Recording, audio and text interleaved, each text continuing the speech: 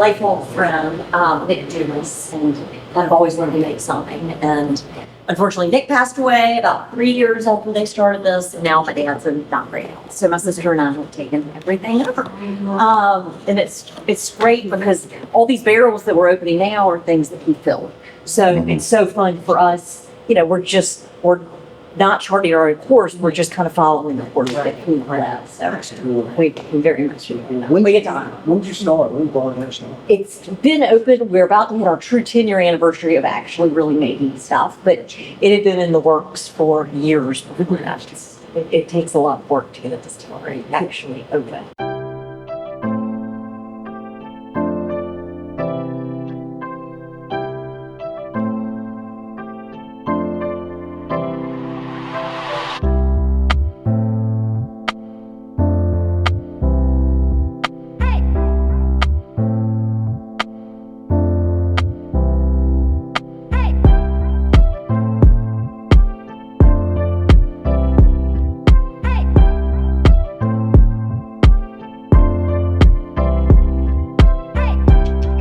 Been a little cooler lately, so it's not too bad in here, but in the heart of summer it'll get up into the 90s back here, so we have to use those powder liquid, what are those things called, the liquid IVs, to keep our distiller guys going.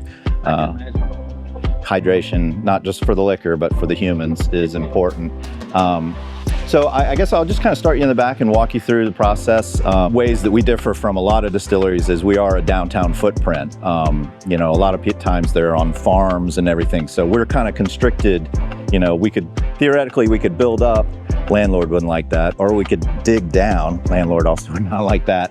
So I've kind of started describing it as like being on a ship, thinking of it as a ship. You know how like a captain's ship quarter, they're always trying to maximize and make efficient use of space. So it will get a little loud back here, so we can just kind of breeze through this and we'll get in. So as you know, we do a lot of grain-based stuff, bourbons, ryes. So we'll start with our grinder. I used to be the grinder. There's a reason they call it a grind.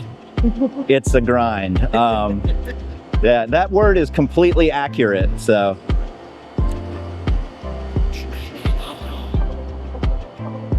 the grains will come in and they'll either be pallets or they'll be these giant sacks. You can see some back there. There'll be like 2,000 pounds of grain. We don't have much on right now because we're working with low wines, but they'll come in, we'll hopper the grains, and we have this industrial strength grinder.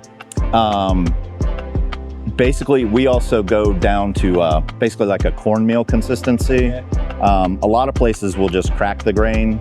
I know breweries do that, yeah. It's quicker, it's less messy, right?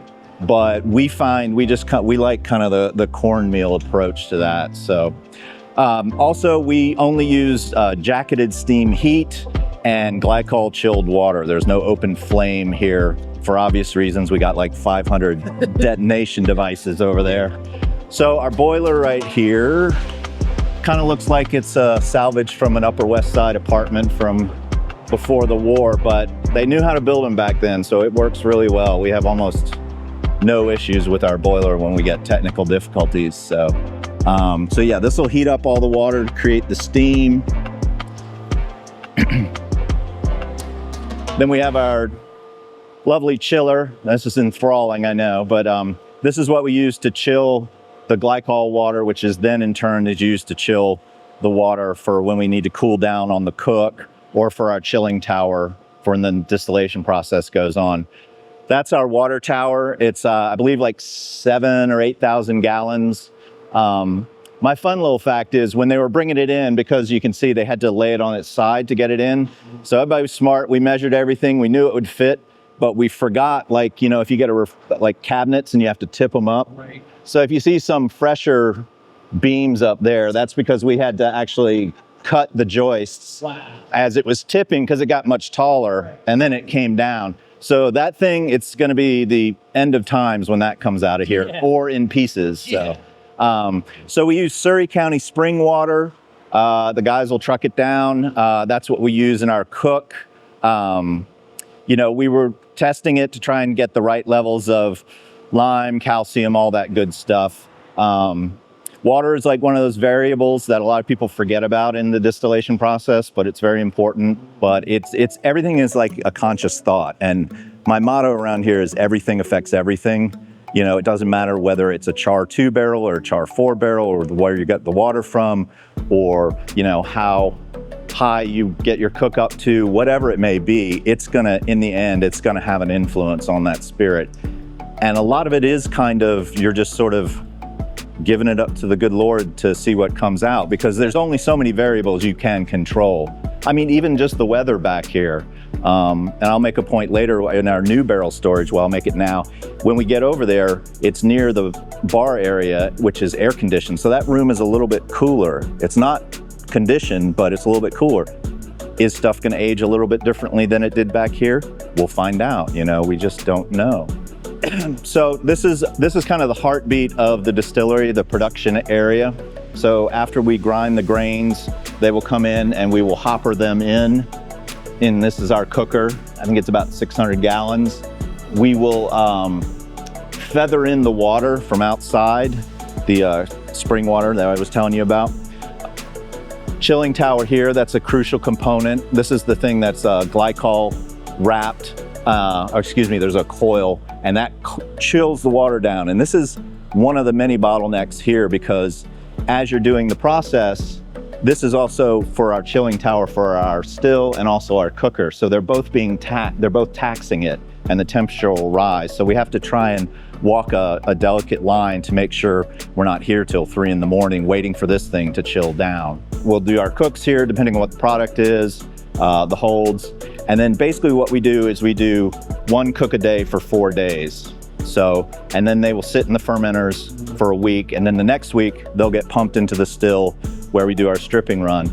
And then we'll back it on, depending on the timing of it, busy days, we'll empty it and then backfill it to try and be more efficient with it. So all these boxers, we're doing our smashing violets. So these are all our flash frozen berries from Faison, North Carolina. So we're letting them thaw out, so they'll be just like they came off the vines, and then we'll squeeze them, and that'll make our smashing violet. Do you do a sweet mash or sour mash? Like, can you use sweet? You do it so you start from like scratch every single time? We will throw occasionally we'll throw some old tails in when we're doing our spirit run. But as far as the mash goes, yeah, it's fresh every time. For us, it works just to kind of do a clean start every time and get to it. So this way, to get to the still, everybody's favorite. So what I always like to point out to folks is you'll notice there are no switches, lights, buzzers, nothing flashing, indicating it's time to make your cuts or the still's on fire or anything. So everything we do is by taste, touch, and sometimes even, feel. Smell, taste, and feel. So our still here is a 750-gallon still. It's an old pot still. It's based on what the guys up in the mountains used to do. That's what we sort of use as our basis. We have our thumper here. We don't use that too much, mainly when we make rum, And then our chilling column is right here, the parrot, and then it comes out, and then it's magic. We do a double distillation to make sure we get it right, because we found time is it's your enemy, but it's really your ally. It's the thing, Mother Nature and time, they know what they're doing. And the less we interfere and try and rush things, we don't do any rapid aging, no small barrels, everything's 53 gallons and plus. Back to the way we do it in our double distillation, we do it in 2 runs. So we'll do essentially a stripping run, and then we'll do our spirit run. Cook on the grain, ferment on the grain, and we distill on the grain. So we don't sparge it. So stripping run will happen, collect the low wines, and then once that's done, we'll dump them back in. I think she's gonna go turn the bell off. I think that's what she was doing for now.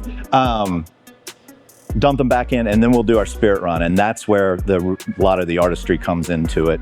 As you'll note with the still over here, there's really just 2 things. It's just basically, it's kind of like a giant riverboat. You have forward and backwards, or neutral. You know, you're just heating it up or turning the heat back.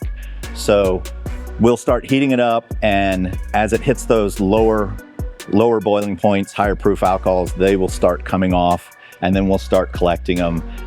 We use basically a chart to get our rate. With stripping, you can go pretty fast. You want to slow it way down with your spirit run. So when we strip, we might strip at 38 gallons an hour. But when we spirit, it might be 250 to 300 milliliters, so 16 to 19 gallons an hour. That's so you don't blow through your heads into your hearts or your hearts into your tails and all that stuff. So that's going on, magic's happening, science is holding, physics works, and the liquid starts coming out. So when we start getting close to the through the heads, we'll start collecting our buckets. So these are sort of late heads, earlier heads. So Don, why did you? It's probably Jacob because he's strong. So if you want to, kind of. So that's stuff that's gonna get cut out. We're not, that's fingernail polish removal. Right there. Yeah, exactly. So basically the reason we do this is because there is no little light that goes off that says, hey, your heads have stopped and your hearts are here. We'll collect these and then we will go back and we will taste. And it's like, I would say like 9 times out of 10, this is going back in, that's out. And then we start to argue. Right. It's like, well, this one okay, but then we'll fight over whether these go in. And it's not an insignificant argument. It's 5 gallons of high proof spirit, so it could turn into a pretty large product. And then you repeat the process on the tails. As the tails start coming in, you start collecting them and doing that. So, well, for tour purposes, I gathering, these are some early heads and some late tails. So this is probably I think it's about 168 proof. And if you want to shake it, you'll see how fast the bubbles go. Yeah, and then try it here with the tails. So bubbles, bubbles, bubbles. That's my days. Yeah, so that's about 34 proof. This is about 160. Even resting, it's a little cloudier. There's some sort of fatty acids that are in the tails, the fusel oils. In fact, in the barrel over here, you'll see this sort of little skim on the top that are some of those fatty acids.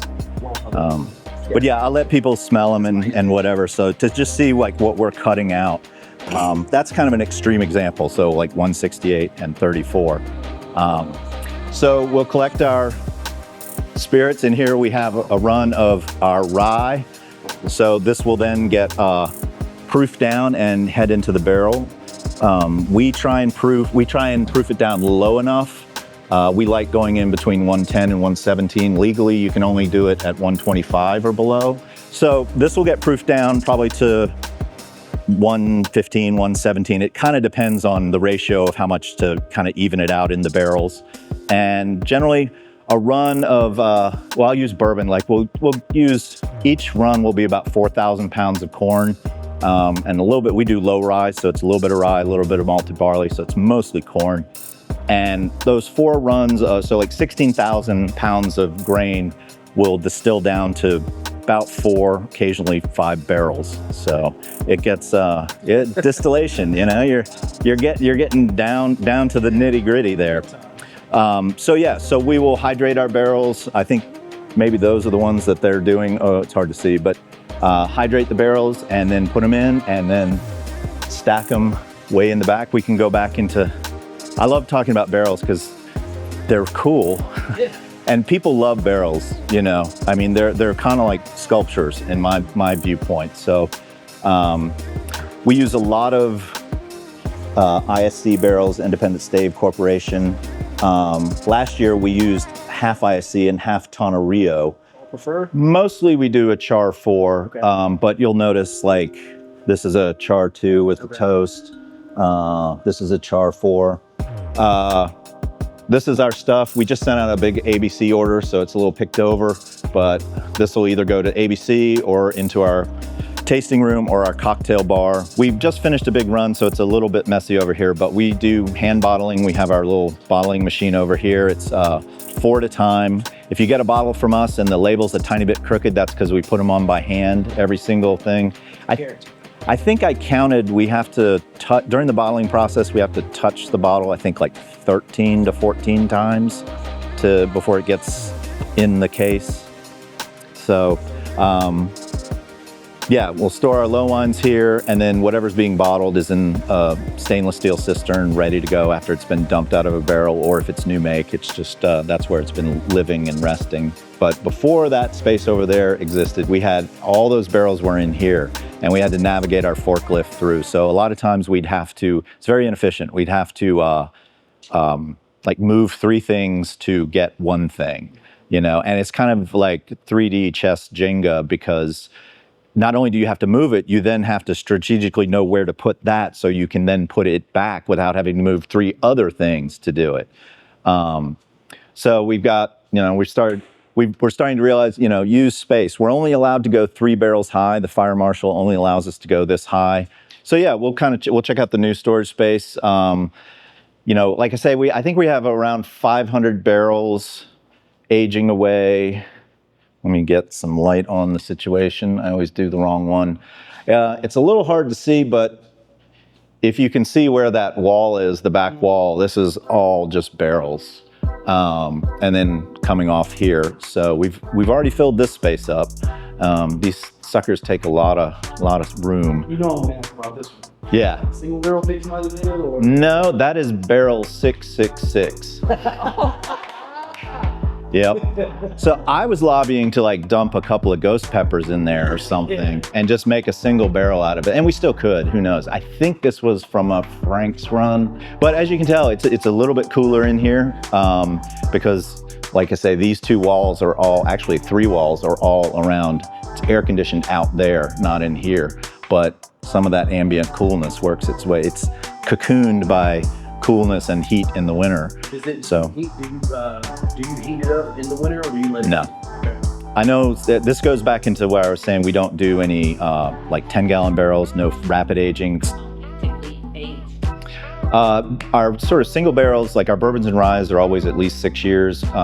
As you can taste up front, we do, right now we have 2 straight ryes, one at 7 years at 126 proof and one at 9 years at 120 proof.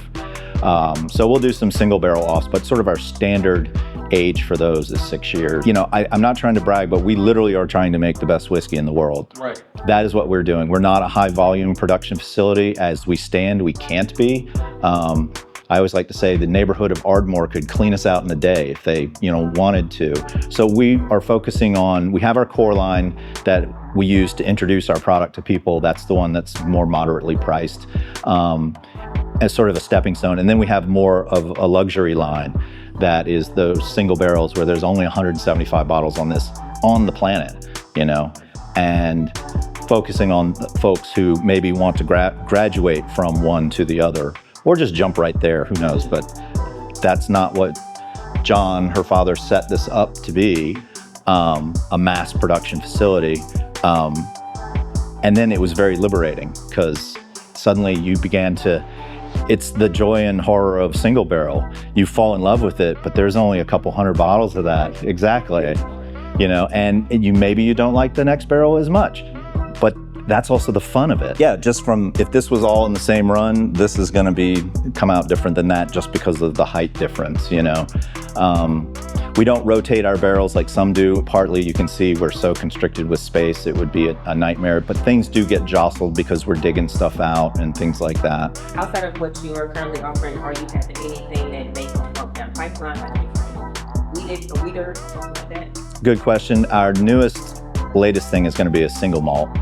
That is amazing. I'm biased, I get it, but it's one of my favorite things that we've done. And how old is it gonna be? It's 7 years, 8 years.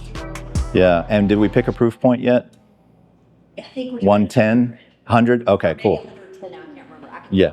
So yeah, that's kind of the extent of our facility. You know, it loops around the cocktail bar. We can check that out. The tasting room, you can try some. Well, let's look at. Did you want to pull something off a barrel? We can do that. For sure. Yeah. We broke our fancy whiskey teeth, so we have this high tech. It looks like we're siphoning gasoline off of the neighbor's car. So let's just see. I just saw this right here. Went in 2017. It's a rye. So what does that make it? It's 4/2017. So. Would you grab a glass and let's see if you can do this with trying not to spill everything everywhere. This is fun. So yeah, I don't know if this has been tasted or not. Let's see if you can lower, go lower. Yeah, no. That'd be really helpful. Well, that's not as much as I thought it was going to be. So this is one we like to put it in lower. This is, if you go into that learning process, this went in at 125. Like we generally put it in at between 110 and 117 because we've found that it makes for a better spirit. Never would have guessed that was 100% rye. That is so sweet. It's sweet, fruity, and kind of creamy. It's very creamy. Yeah, this one is, like I said, that's something we've changed. You know, that was sort of the industry standard. A lot of people did that. But as I was saying, as it gets down and the proof point goes up and those alcohols can get a little more astringent. So 7 years, you're probably safe. But if you started getting into 9, 10, 11 years, 9, 10, 11 years, you're running the risks of pulling those tannins out and really over oaking it. So I'm like notorious for being honest, like being honest about when I drink something. No, I'm not a fan, or that is really good. Like I would not lie to you. It is really, really good. I never would have guessed that was a rye. I mean, not a 100% rye. That is. let's try it. I want to try it.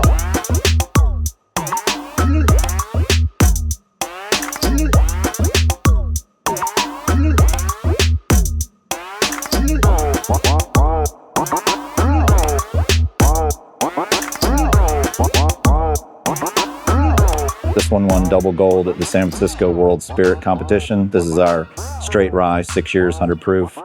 And this last year, you should look it up, Forbes put it on its list of 12 must-have whiskeys for the holiday season. So we didn't apply for that. They just randomly, I walked in one day and they said we're on a list. So it's like it's switched. So with the ryes, I'm definitely leaning more towards the 100 proof on the rye. But with the bourbon, The big Winston. so Big Winston bourbon. yeah, this one, it's got that sweetness, but it also packs a little bit more heat, which I kind of like in a bourbon. That's great. They're both phenomenal.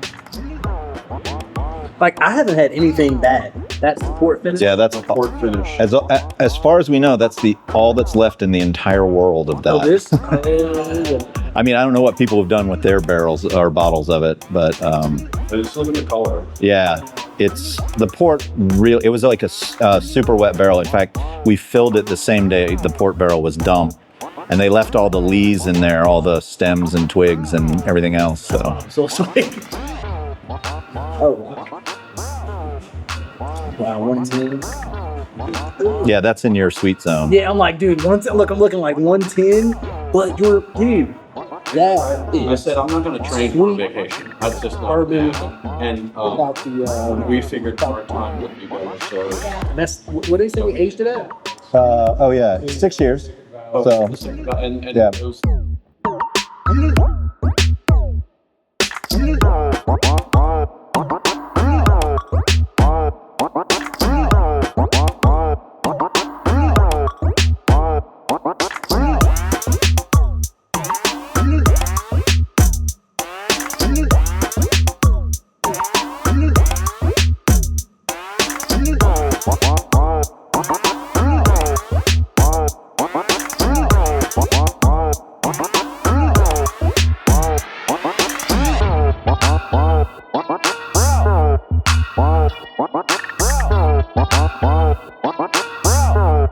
Wow.